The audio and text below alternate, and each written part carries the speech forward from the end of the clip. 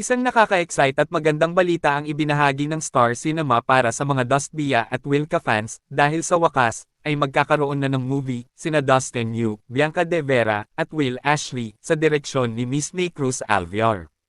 Ayon nga sa komento ng mga netizens, I'm a Dustbia fan, and I'm excited for this. I have nothing against Will. He's a good friend of Dustin and Bianca. Looking forward to see them on the big screen here in Sydney if may international screening.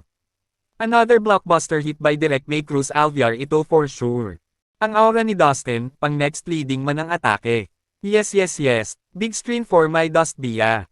Thank you Star Cinema for trusting them this big project, and also to Will.